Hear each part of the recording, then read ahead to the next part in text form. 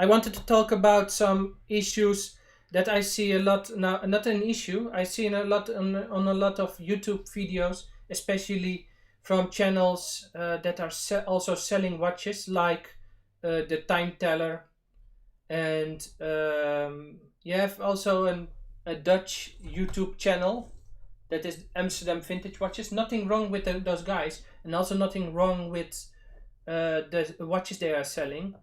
Only they use terms like vintage and sometimes also vintage vibe and vintage style, with watches that are made from the 90s. And I understand that you can use it for a lot of watches, but as example, this one is made by Invicta from this year, so the 1953. This one is inspired by a vintage watch, the Rolex Submariner, the first one that is produced in 1953. So my problem with people that are telling watches that are made in the 90s that they are vintage, or even watches that are produced around 2000, it's really, those watches are not that old. They are like 20 years old or 25 years old. You can say, yes, it's an old watch, but 25 years. You can find on eBay, you can find a lot of old vintage watches that are 40, 50, 60, or even 100 years old. You have to look on eBay or some auction, or you can find hundreds of watches, even more, that are older. Yes, I understand. Official vintage means 20 years or older. That there is no. I think there is, if I'm right, there is no explanation for vintage. When you go to a dictionary, you will find when it's about vintage a lot. They will write about wine, but if I'm right, there's nothing about with watches, because wine is not about with watches when it's about vintage. So why do you think that is 20 years, that vintage is 20 years or older? Because I don't understand why watches that are 20 years or older, 20 years that are 20 years old are vintage. I don't understand that. In my opinion, watches that are before the quartz crisis, so around the 70s and older, and that is 50 years old, are vintage, because they are really different than our modern watches, because they are smaller most time. You can find watches from the 70s that are 40 millimeters or even 41, but most time they are called oversized. And nowadays 40 or 41 millimeters is just normal. I think it's the ideal. I think it's the perfect size, 40 millimeters.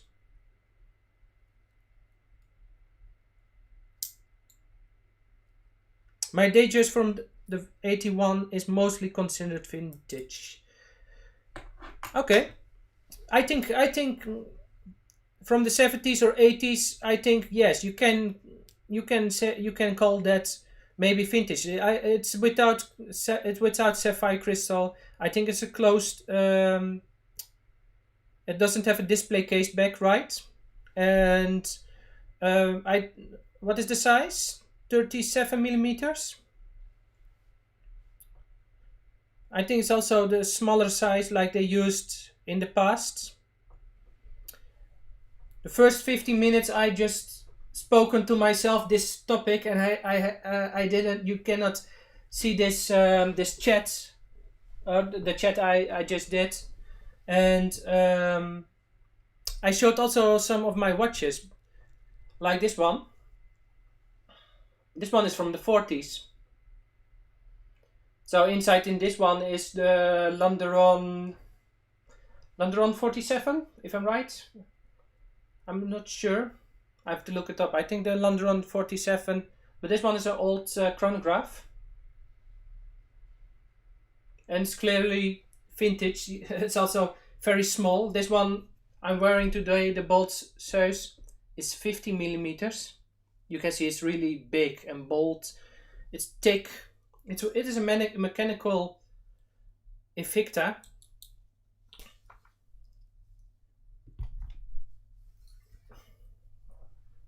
And also the display case back. It's also very nice ETA movement inside this bolt size.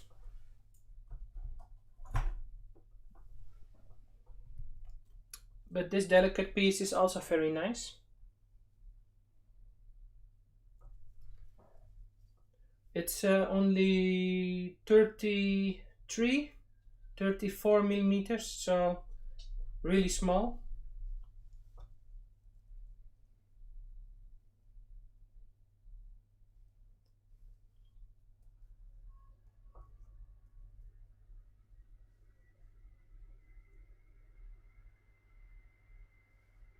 Yes, that's yes, you're Alto Polo. Yes, you're right.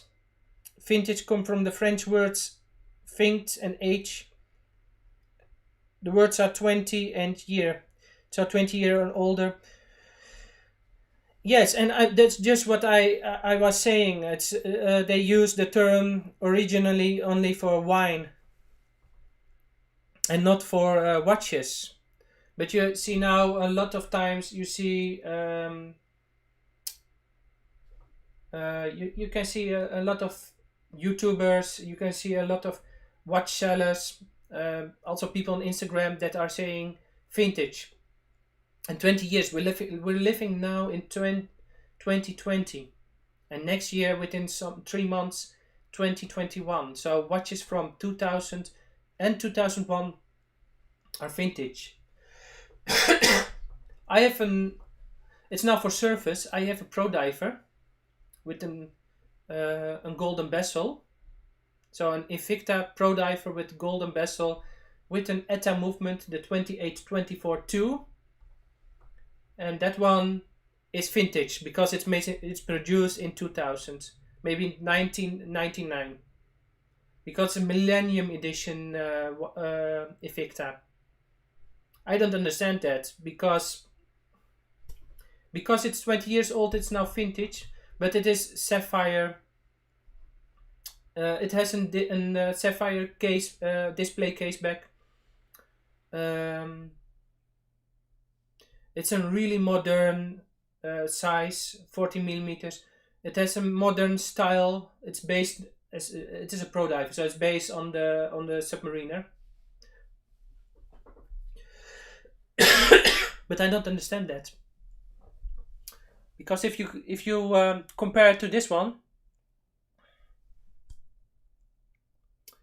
34 millimeters. I have to pick up a glass of water, I think, because I will I'm talking too much.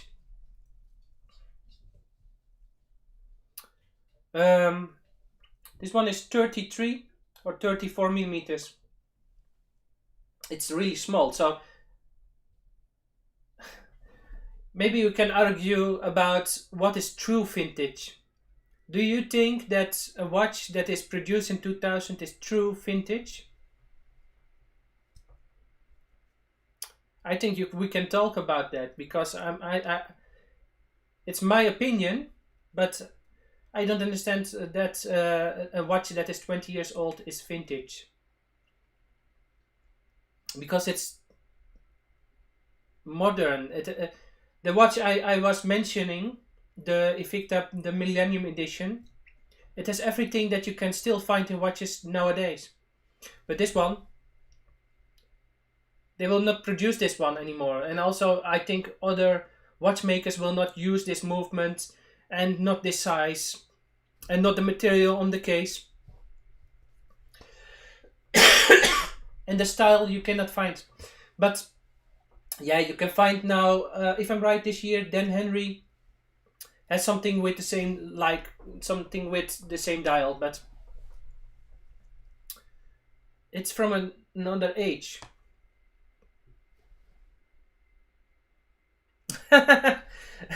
Don't cough in your hands. That's not corona approved. Yes, I know, I know. But within maybe 30 minutes or an hour, I will go sleep, and I will wash my hands, and I will clean myself, and I will not speak anybody. But I think you're understanding what my complaints are, right? My complaints are when you have watches that are 20 or 30 years old, they sometimes have the same standards as watches that we produce nowadays. The same standards, the same size, the same materials. So I don't understand why it can be called vintage only because maybe it's 20 years, but 20 years is not really old. Maybe for wine it's old, or for port it's old. But for watches, in it's my opinion, it's not old. Watches that are 20 years are, yes, they're older, but not old. What is old? This is old. This one is from the 30s. If I'm right, this one is from 1937. So this chronograph is old. It's at least 80 years old.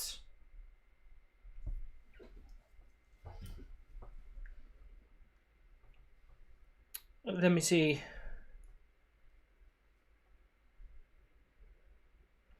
Oh, hey Oliver. Hey Sieger Kuiper. How's everybody doing?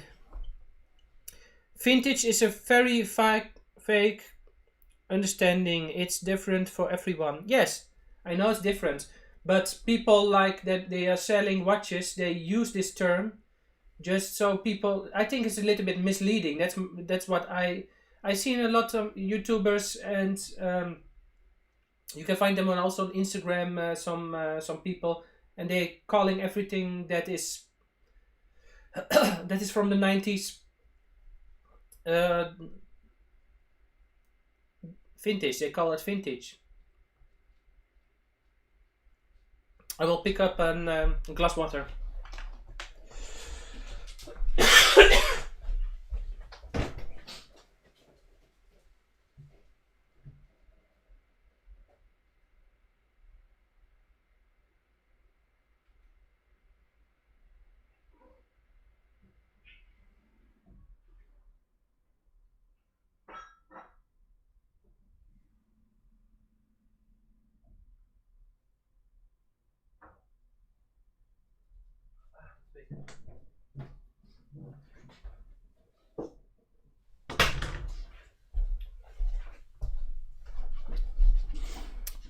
So, I'm back.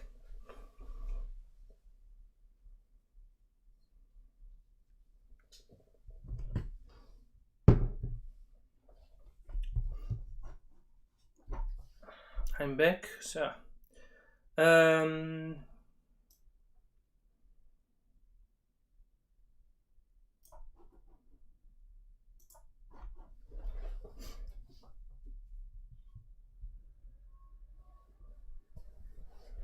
yes, that's why I'm complaining now about the term some people use. Alto Polo. They call it vintage because it's these days vintage sells. Vintage is a hot item. And I think vintage not only when you have a watch, because you have also like some Omegas, and they make reissues or bring all the pieces back to life. I don't complain about that because those pieces looking really amazing. So I'm not complaining about that.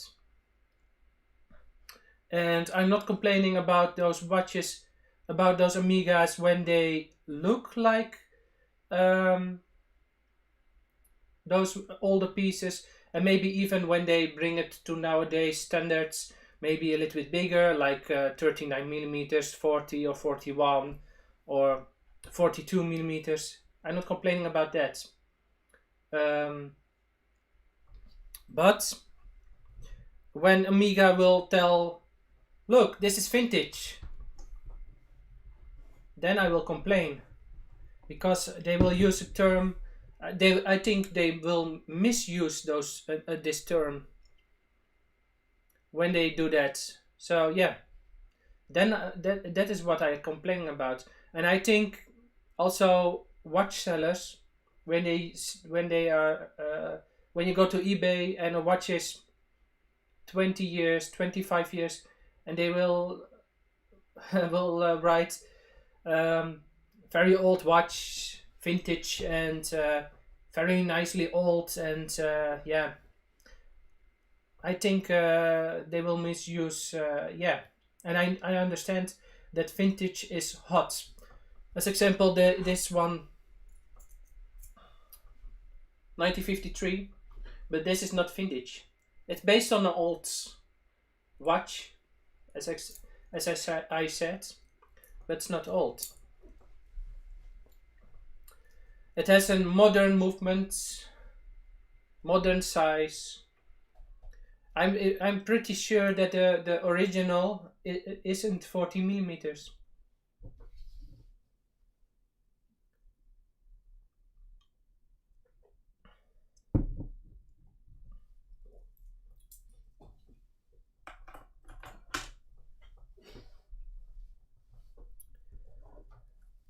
I showed you this one, this very old. Most time when it's about those old watches that I call vintage from, it's my opinion that watches, I think true vintage watches are from the quartz crisis around, so the 70s, 80s and older. This one's from the 30s, 40s. This one is from the 70s. So Invicta will bring this one back to life with the quartz movement. If I'm right, also psycho movement. This one has an hand winder movement inside the Landeron 49. This one is 37 millimeters. For that time, it's okay, because in the 70s you can find a lot of watches that are for gentlemen that are 37 millimeters. So this one is I think it's very nice that Invicta will make this one not this small, 40 millimeters.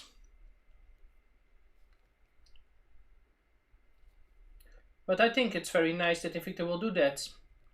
Also no display case back, as you can see.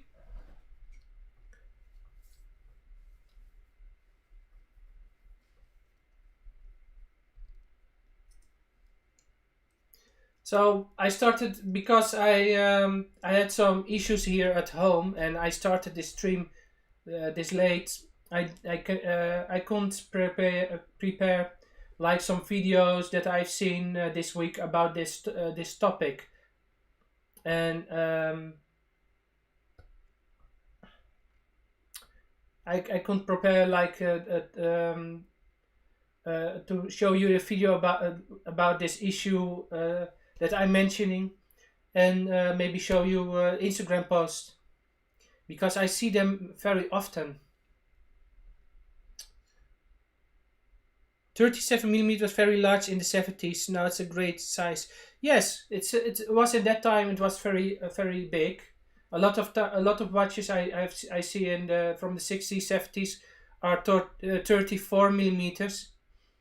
Also watches that are not chronograph.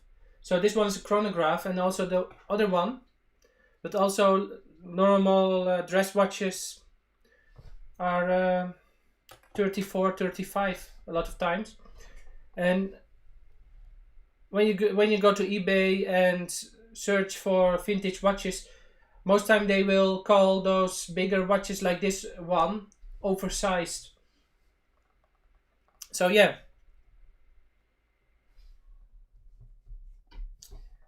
Yes, I think it's a very nice size. Maybe also a little bit small on my wrist, but that's my taste. I prefer the 40 millimeters. I got my wrist is around 21 centimeters. So yeah, a lot of time when I'm wearing watches with this size or even smaller, I think they're they are too small for my wrist. But I understand not everybody is as big as I am. So yeah, you can see it also that you see here the leather a lot.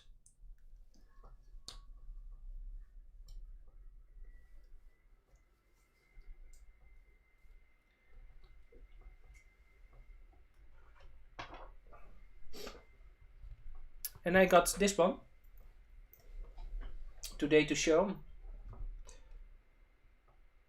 Invicta with a surfboard dial. Some people also sell this one with, they call it a panda dial because of the black and white. But also you can call it a surfboard because, yes, you can see it, the black is a little bit in the shape of a surfboard. I think it's also very nicely done. Also from the 70s. But maybe because Invicta, they don't have a database with all the watches. Sometimes they call this one from the 60s, but I'm not sure. Oh, you got to go. See you maybe next time. Thank you for everything. Bye bye. Um,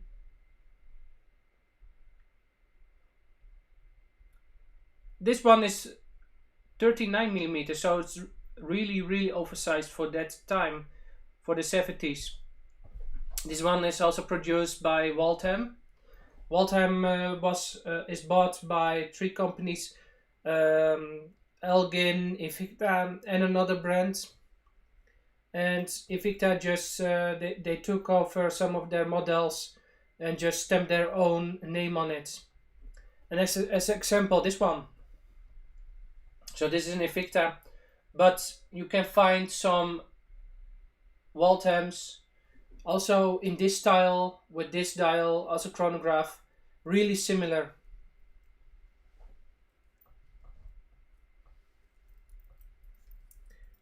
So I prefer this size is 39 millimeters. Most time I prefer more the bigger Invictas, even when it's vintage.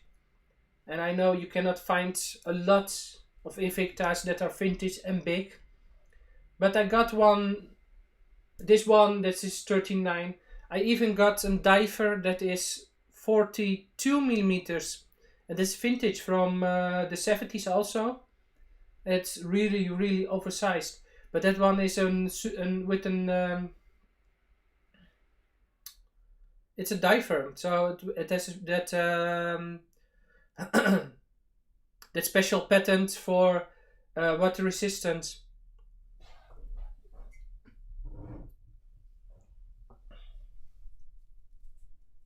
So 39 millimeters.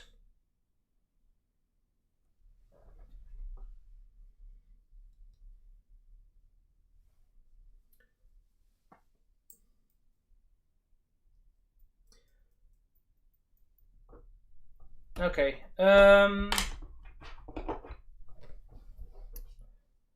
not sure who is now online on the stream, but within some minutes I will end this stream. I had just a chat about yes, about uh, when you can call something vintage, and also the misuse by a lot of people. At least it's my opinion, because when you go clearly to a dictionary, they will mention that it is maybe 20 years because of the wine and the port. Okay.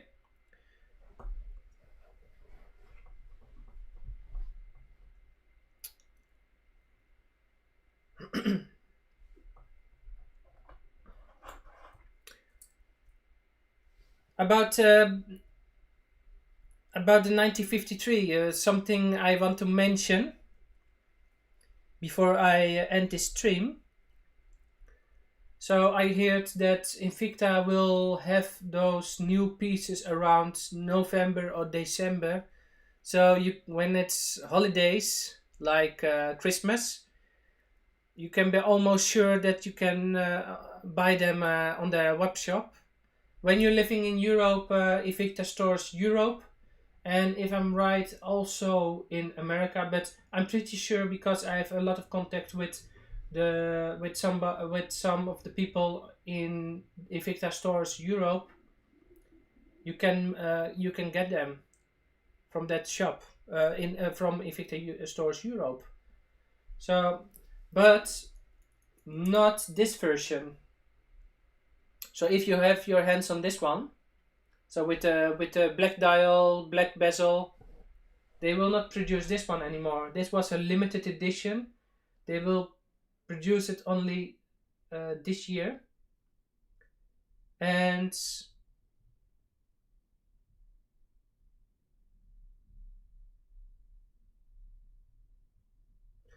they had produced this one only this year, and the other ones they will bring this one also with other colors, but not this one with black bezel. So later this year you will find this one in the Invicta stores Europe with blue dial like the Batman, and with a green another dial with a blue bezel, with a green bezel, with an orange bezel, and if I'm right, with a red bezel, but not with the black one.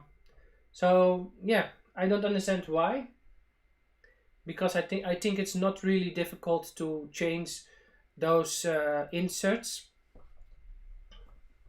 It's not difficult. If you're handy, you can buy just another one with a black dial, and you can replace the bezel, but it will be not the same, because this one has only golden letters on the dial, as you can see, and the new one will have also red letters. So yeah, you can call this limited. So if you have one, it's limited.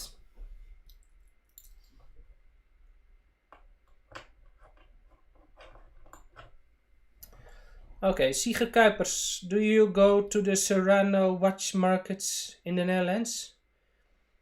What is the Serrano watch markets? Never heard about that.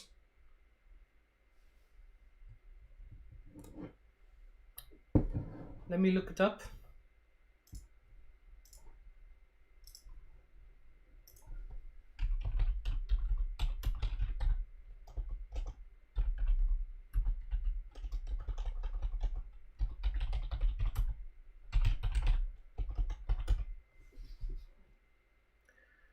I don't know what it is. Do you know what is the Serrano watch market, Sieger?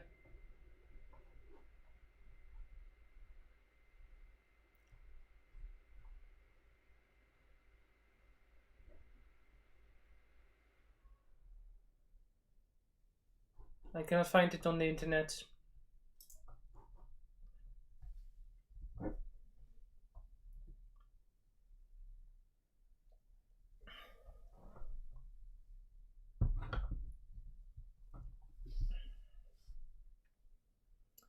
So Oliver, I got one. I like the original. Yes, I like this one too. I will. I try to get my hands on the other colors. I will ask. Maybe I will ask Invicta if they will if they will send me the other colors also. I will send them back if they make an issue about it.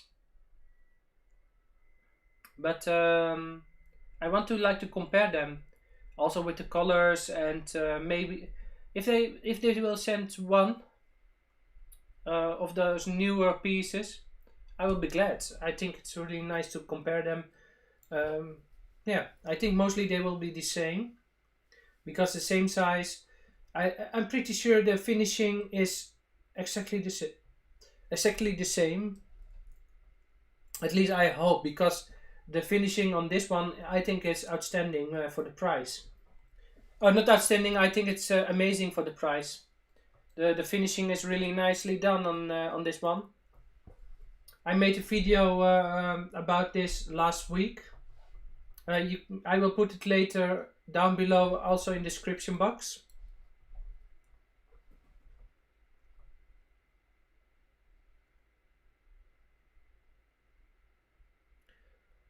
I made a mistake. Oh, okay. Oh, you mean the different watch markets? No, I didn't get invited on those markets. I really want to go to some watch markets because I'm an Invicta guy, but I had my hands on a Tudor, on Rolex. I even had one day a Patek in my hand, a Patek Philippe. So I really also love to watch and to just to have one time watch another brand on my wrist, just to get the feeling of that watch and of the brand. And so it's not. I think it's really nice if I can visit also some other brands, and but not for this channel to advertise for, or to really talk about, because yeah, I think Invicta is the brand that I love most. Is also the brand I can afford. I cannot afford to buy a Rolex. They will become more expensive with the years. Also, they are really hard to get, and yeah, and you can say the same with Tudor. They are less expensive than Rolex, but they are expensive. I think the cheapest Tudor submarine style watch is 3,000, around 3,000 US dollars. Yes, maybe second hand you can find for less. But I would love to go to some watch markets and have a look on different brands. Maybe make a short video about it, where I try some other brand watches and compare them to the watch I'm wearing that day. But I'm also not really sure what kind of different markets are in the Netherlands, because you have um, you have one big watch market. It's called the TikTok. No, it's not called the TikTok. Ah, I don't get my mind to it.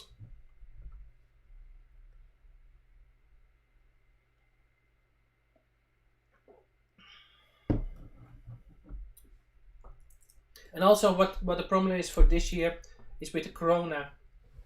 So a lot of people don't want to go to those markets, and also I'm not really sure if I want to go, because because of the same reason, Corona.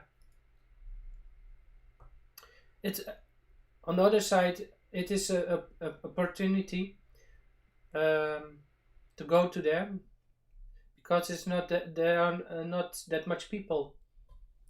So maybe.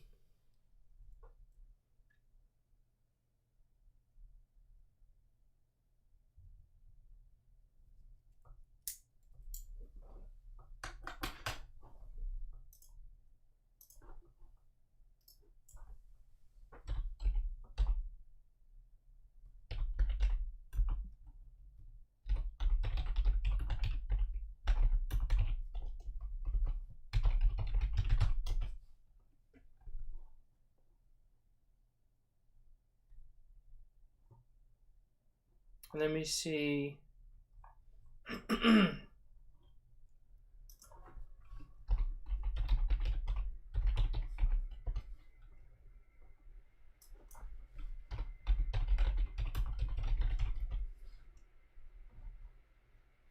Oh, yes, it's called Ricotic. It's they call it on when you go to the website they call it Europe's biggest vintage watch market. Also with for clocks. So big clocks you can hang on your wall. So yeah, Ricotic. I think maybe I want to go to Ricotic.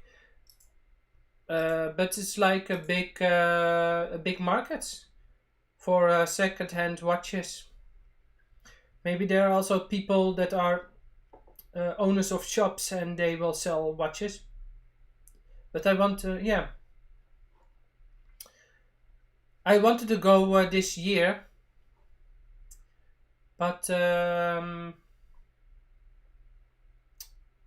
yeah, because of the corona, it was impossible for them to do the market. So yeah, it yeah. So it was I couldn't go there. So maybe later this year they will do another. I get another try to go there, and yeah.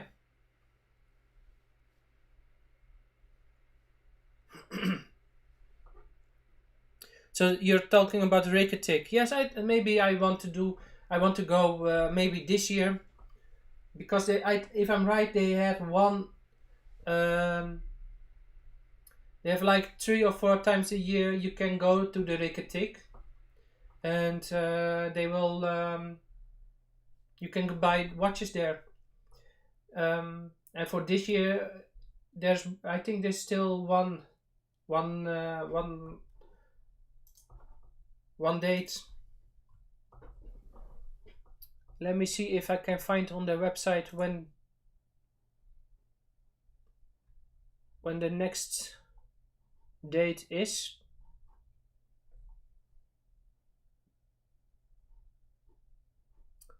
Let me see.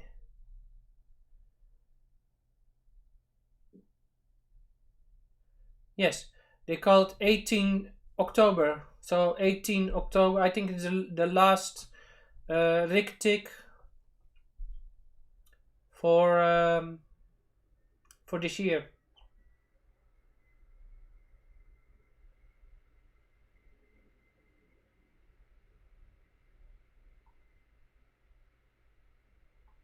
Okay. So maybe I want to go. Yes. Maybe I want to go to there.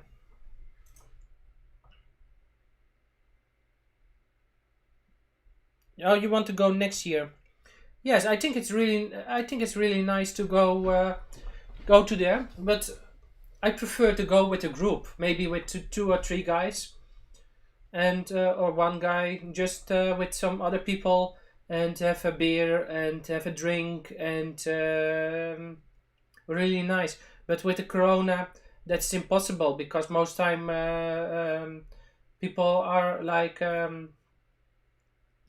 you have all those rules, 1.5 meter, and you have to wear a mask, and wash your hands, and a lot of things are impossible to do.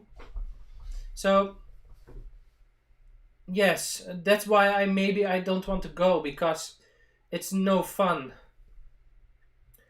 and most time I think it has to be fun to go.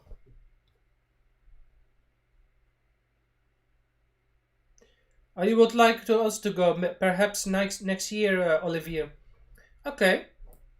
Maybe if they have like in January or February 2021. Most time they have like 3 or 4 times a year. So maybe we can arrange something. Maybe we can go together. But that's what's now on my mind. One thing I'm also afraid of is when I go alone. um, that somebody will rip off my watch.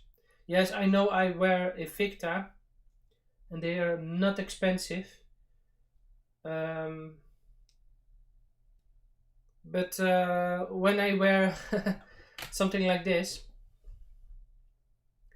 and they will get this one in their hands, and they will steal it from me.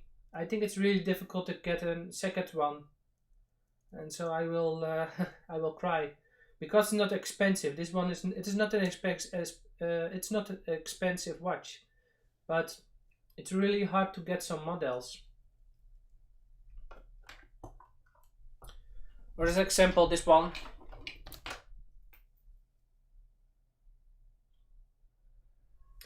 It's really hard to get some of those older watches and second one.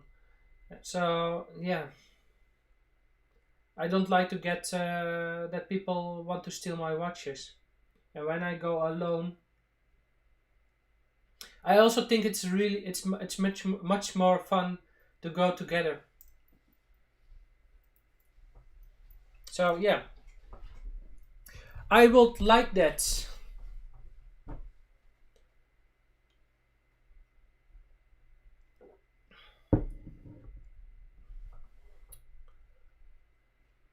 And for this year, I have on my list what I want. Not only watches, I have also some other things. So in December, it's my birthday, and I asked my wife not for a watch because I think when I want a watch now for an Invicta, I'm looking for a more expensive chronograph with a column wheel, so it will be like the Horloge 22, and those are most time. I think the cheapest in good condition is most time at least 1,000 US dollar. So because of the movement, it's a very good movement, and a column wheel movement is more expensive most time. Sometimes you can get your hands on a bargain or on a cheap one, but most time they are expensive. And so I asked for something else. I asked for an ultrasonic cleaner. So last week I posted a short video. I was cleaning one of my older watches that I sent to Invicta Europe just for a service, replace the crystal because there's a scratch on the crystal, and to replace the bracelet, not the bracelet, but the pins on the bracelet, because those pins are bent. The pins, those are bent and were really old. So that one was also a watch that is 10 years old. So I was cleaning it with this cleaning kit that Invicta make. But I want an ultrasonic cleaner. So I asked my wife to get one. So maybe later this year I will get my hands on an ultrasonic cleaner, so I can put my bracelets in that ultrasonic cleaner. I will not advise people to do their whole watch inside because yes, if you have water inside your watch, you will have problem. No, it's not water, but if the liquid will get inside.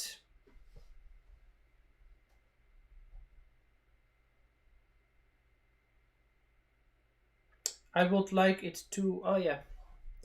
So that is on my wish list, and some tools to replace bracelets. I think it's also very nice for some people to get their hands here on those also on tools for to replace bracelets. Most time I got some of those cheaper tools. I think made in China, and they will break.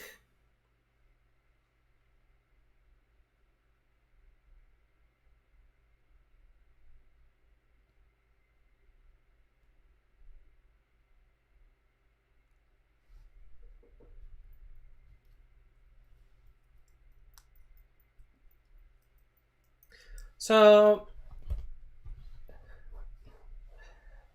question to the people that are watching: when I buy my next watch, it's not this month, maybe also not next month, maybe next year, or maybe in December. What what kind of watch I must buy?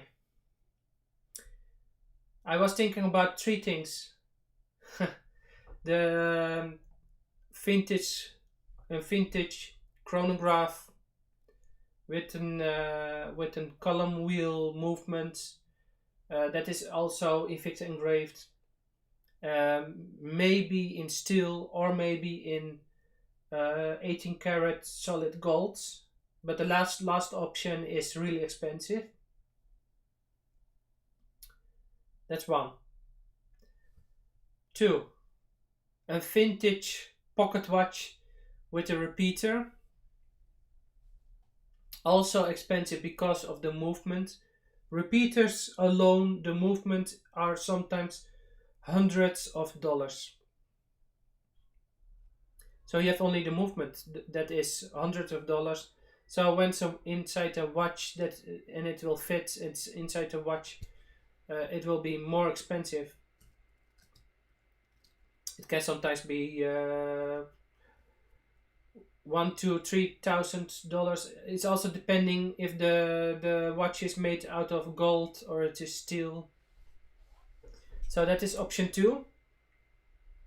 And a repeater is also on very high end movements, so that's why it's expensive. So that's I want my hand. I want to get my hands on one. So that is two, or a modern Invicta, and you can just write down below which one, or in the or just in the chat. So which one I really have to get? Besides the new Invicta reissue, that is one I pretty sure that I will get it this year. So the reissue, Invicta is bringing this one back.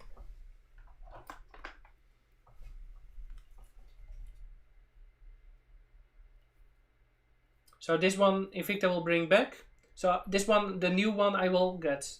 I'm 100% sure. I will make a video of it as soon as I get.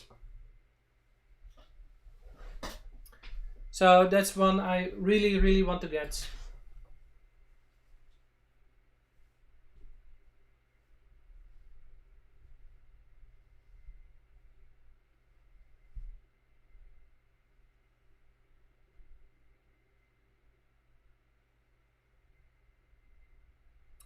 Let me see. Option two. Option two was the Tourbillon.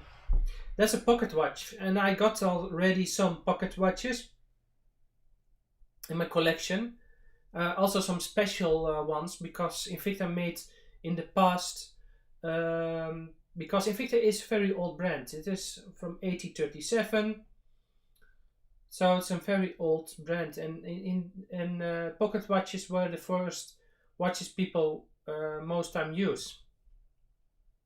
So when you have really old pocket watches, I got some from begin 1900s, but also from end. I have one that is from 1895 and one from maybe 1920s. But most time they are well decorated and they look very nice.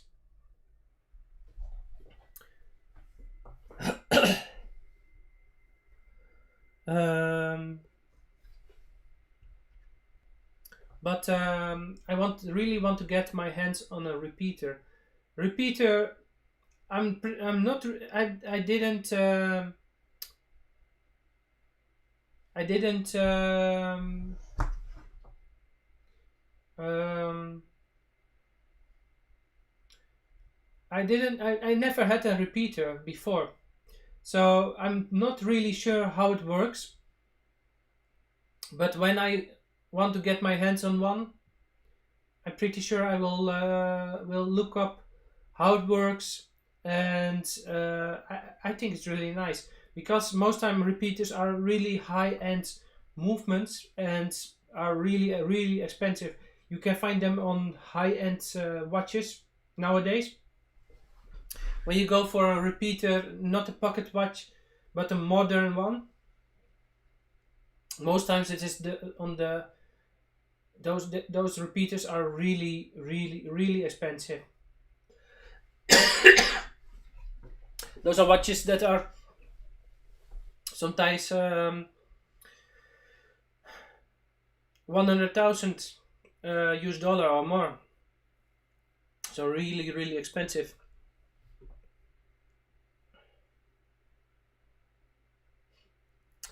Let me see. We have already a lot of watches.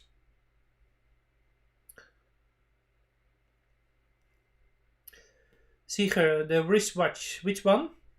What do you mean with the wristwatch? And otherwise a tourbillon.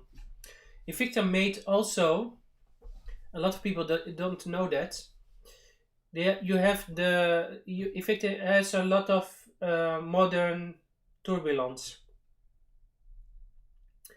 but very rarely you can find on the internet also vintage tourbillons made by Invicta. And also the tourbillon is a movement that is really high end. It's really complicated to produce tourbillons, and also when you want to repair them, it's really expensive because it's a complicated movement. Just like the repeaters, also a very complicated movement. And most people don't know that Invicta made in the past also their own tourbillon movements and also their own repeater movements. So, which one do you want me to?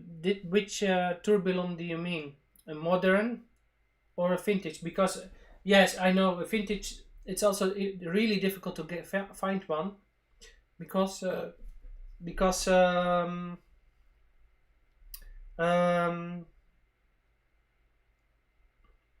because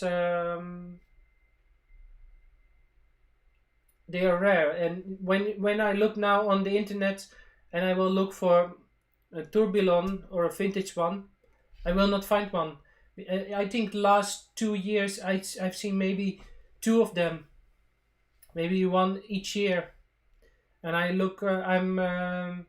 looking almost every day on the internet, and you can find sometimes on auction there those movements or their watches. Let me see. But the new tourbillon from Invicta. Which one do you mean? Because I had one modern Invicta tourbillon. You can find some older video I made of the Sub Aqua Specialty. I did a review on that watch, and I think it's a very nicely done watch. It's very nicely a seagull tourbillon. But Invicta now also has another tourbillon watch with another movement than they use in most of them, and they use that one in the I'm not sure in what series they use that new tourbillon movement.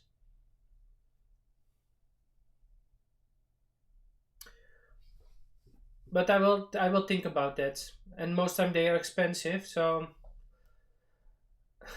I have to think twice.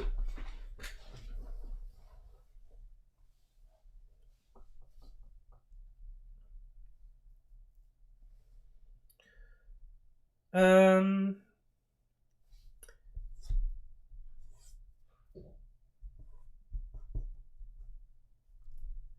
I have also another question before I will end this stream. What do you prefer? Do you prefer every week a video uh, just that I edit and a video that I edit and or do you prefer a video like a live stream? So what do you prefer? A live stream once a week, or do you prefer uh, an edited video? Because you know, like last week I did an I was busy with editing this video about this 1953, and I didn't do a live stream. I didn't have the time. Most time I have problems with time, because if I do a lot of live streams, I can do less like those videos with music, and there will go a lot of time into the editing. So I'm thinking about doing like one time a month a live stream, and doing maybe 2 times a month a video about a watch. Or I'm thinking about doing once a week a live stream, and maybe once a month a video about a watch, and I will edit it with music and a preview, so a small clip and all those things. So I'm really thinking about that, how to balance it, so it will not to be too much work.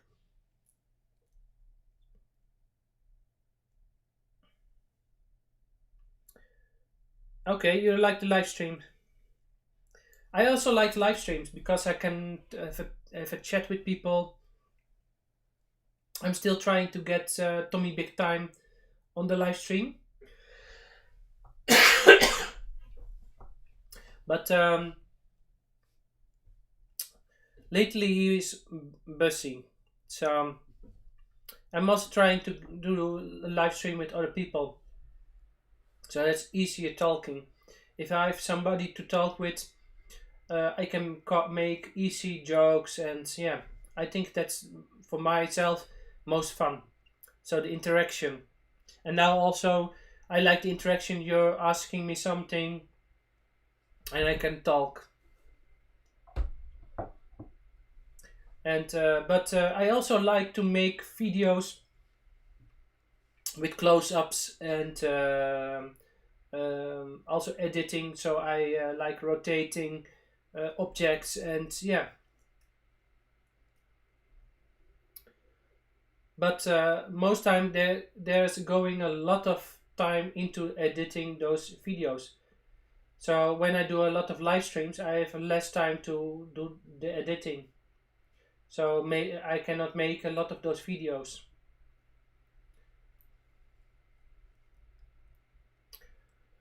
But if most people are saying they like the live stream, and I can just keep going like I'm now doing. Most time I'm doing now like one video a month and 3 or 4 live streams.